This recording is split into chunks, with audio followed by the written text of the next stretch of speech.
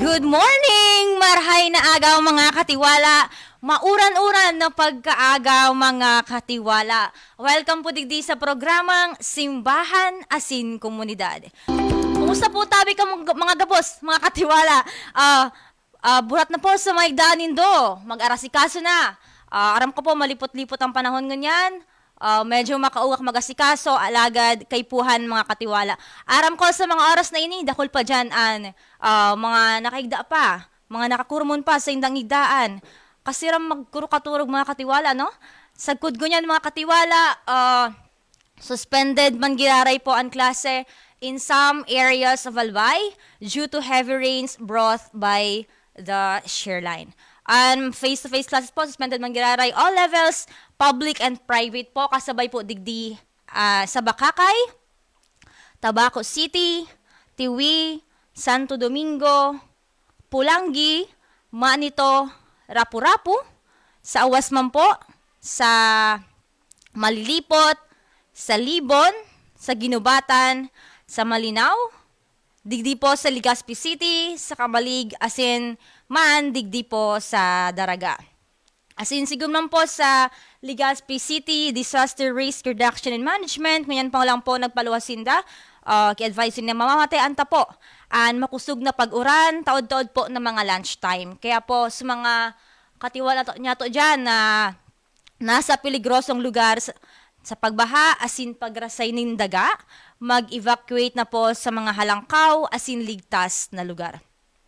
Maging alerto po kita mga katiwala, magandam, maglikas na po. Inutunta po ang mga vulnerable members of the family, mga aki, mga bados, mga mayhelang, mga seniors, asin PWDs.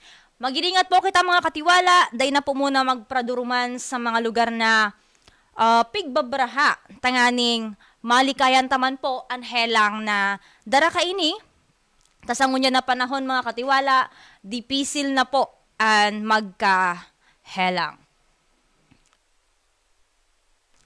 Alright, kung po kamong buot ipaabot na mga mensahe mga katiwala, mga pagbati, mag-text na po sa numerong 0960-266-1594.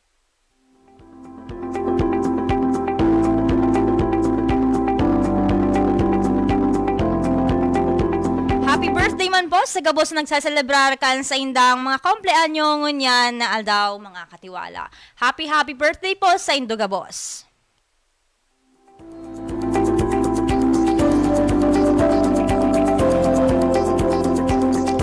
Mawot ko man po kamong imbitaran mga katiwala na maging miyembro kan Katiwala 1008 Community ang komunidad nin mga katiwala. Digdi po, igo po kita ki membership fee na 1,008 pesos kada taon. Sa paagi po kan sa indong financial na tabang, maging kasuro po kamo sa pagpahayag nin mga katotoohan. Pero tanganing ba ko po marahay magabat sa tuyang membership fee na 1,008 pesos, pwede mo po nindo inibanggaon sa 4 na pagtao, 250 pesos po kada quarter o 3 pesos kada aldaw. Ang mga anibang kwarta na kukuha po digdi, ginagamit man po niya mo sa tanganing makatabang po sa nangangaipo, lalo na po sa panahon nin kalamidad. As hindi ba po pong outreach events. Pwede po nitong ipadaraan sa indong pinansyal na tabang sa GCash number ni Father Francis Benaya ang samuyang Katiwala 1008 Director sa numerong 0930-513-5129. Sa pagiging miyembro nyo po digdi mga katiwala, iga po kamo makuku ang benefits. Enot po, magkakaiga po kamo ki Katiwala 1008 Membership ID. Kadua, ang yearly gifts, offering of intention ng Katiwala TV Masses, lalong-lalo na po kapag birthday and anniversaries. Ikatulo, special invite to Katiwala events, arig po kan anniversaries, anniversary gatherings, recollections, and outreach events. Asin man po, ikaapat, magkakayo po kamo kay 10% discount po sa Vita Catholica Bookstore once you purchase products worth more than 1,000 pesos. 8% lamang po ang sa indong IDs sa samuyang kaibahan duman sa Vita Catholica Bookstore kay Ma'am Tess, asin man po kay Sir Tyron. Kaya mari na mga katiwala, maging miyembro na kan Katiwala 1008 Community. Pwede po nindong i-contact ang samuyang official Facebook page, Katiwala 1008 Community, for more inquiries, or magdigdi lang po sa samuyang stasyon sa Old St. Jude Catholic School South Subdivision, Bitano, Legazpi City, asin maghagad po kay Katiwala membership form. Asin, pwede mo po nindo akong i-contact sa kuyang Facebook. Ivy Makinyana po, ako po ang Katiwala 1008 assistant. Ayan, mga katiwala, kaya maging miyembro na po kita kan Katiwala 1008 Community.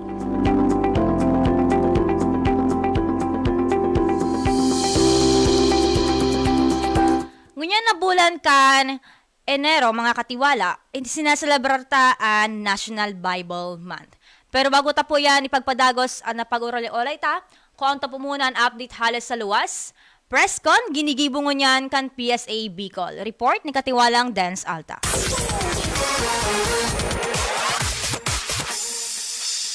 Yes, good morning Ivy, good morning sa gabos na mga parantabay, good morning man sa gabos na mga nagdadangog sa tuya ngunyan.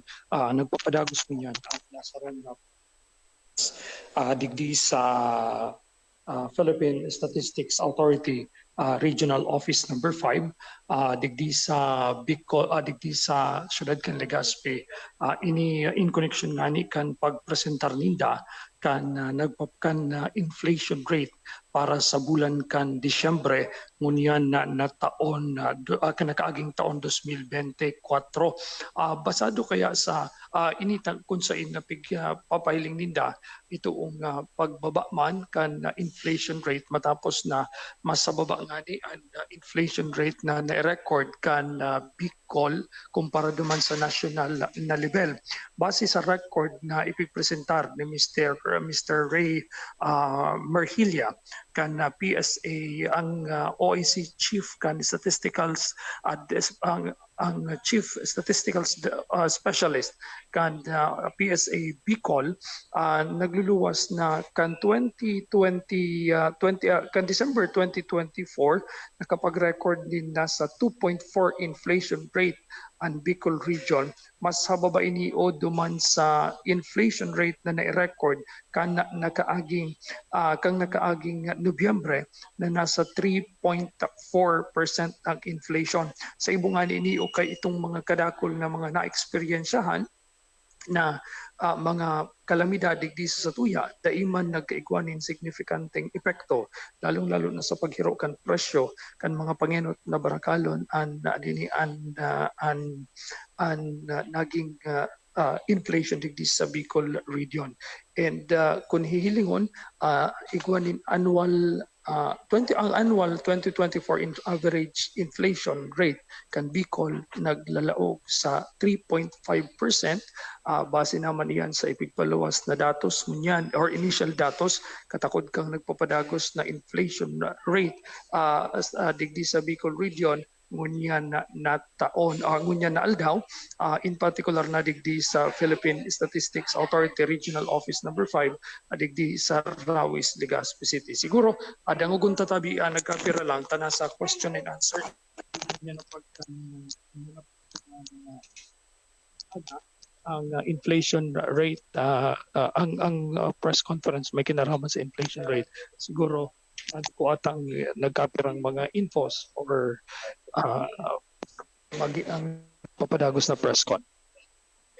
Siguro pagkatapos wala po siyang pagkatapos magkakaroon, pero remember products under the CI hindi po siya basta pwedeng malaw. Meron na SRP. Ang SRP po, hindi yung at the discretion ng manufacturer itataas po bukan. Hindi po. Nagkakaroon ng negotiation sa head of bago po yan. So it takes months. So they will justify na yung presyo ng isang commodity under a jurisdiction na merong price of it. So hindi siya pwede bigla katulad ng product. very volatile ang price. Ano po? And kung mapapansin po natin, ang latest SRP na in-issue po namin is January 12, 2024. And from that time, nagkaroon ng maraming adjustment because of the inflation, nagre-request yung mga manufacturer na mag-increase. Hindi siya yung buong kalahatan. Certain part, merong kape, merong sardines, paisa-isa siya. Kasi siguro hindi na kinakaya ng manufacturer due to inflation na din sa ibang products, especially sa mga raw materials na ginagamit nila. So they are requesting and it will be subject to ano po. So in summary, in this questioning, the price freeze will remain at price freeze until the period expires. Ano po. So it will have no effect. Thank you very much. Thank you so much. Yes, sir. Angela. Follow-up lang, sir. Ito pong 2.4 inflation last December for Sir Ray, magkano na po ba ngayon ang value ng peso natin sa 2.4 inflation po natin? Nung actually wala siya pagbabago kung beto nung 0.75 pa rin siya. So December is 0.75 for the region and September 0.75 pa rin siya. Yung purchasing power of the best sa region 5. Thank you. For NEDA po, kay Ma'am Bilyen. Ma'am, ito pong annual inflation natin na 3.5, in terms of economic aspect, ano pong nakikita ng NEDA po dito sa bagay na ito? And ano pong nakikita po natin for 2025? So, let me read po statement ng aming Secretary on the outlook. So, as we enter 2025, we remain optimistic about our position through strategic, timely, and proactive measures. At the same time, we are intensifying efforts to improve productivity, encourage innovation, and build resilience over ensuring good security and protect consumers' purchasing power. So, this will foster stronger, more inclusive economic growth, allowing Filipinos to move closer to realizing the power of the nation. So in the Bicol region, we are also looking at magko-continue pa rin yung target, yung inflation rate natin na falling within the target of 2.0 to 4.0, partly because of the rice tariffication. So because of this rice tariffication, na-liberalize yung ating supply ng rice. So with the increased supply in rice, we are expecting generally lower prices of rice. So given that rice is a staple food, this reduction has helped most of the Bicolanos and the Filipinos in terms of inflationary pressure. Thank you, ma'am. Thank you very much. Okay. So yan po Thank you po. So nandito po ang yan po research person. napakadagos na press conference dito sa Philippine Statistics Authority. May kinaraman po yan sa inflation rate kan Bicol region. So yan muna mga update halidig di sa PSA Albay. Yan sa wala din sa dito. Veritas Katiwala Patrol News Report. Alright, salamat katiwalang din sa mga dugang na impormasyon. Nadawang po mga katiwala, ang mga update hali dyan sa luwas, manungod po sa inflation rate, dyan po sa ginigibong press conference kan PSA Bicol. Ayan, mapadagos po kita mga katiwala, akan sa tuyang pag-olay, makaliis lamang kaini.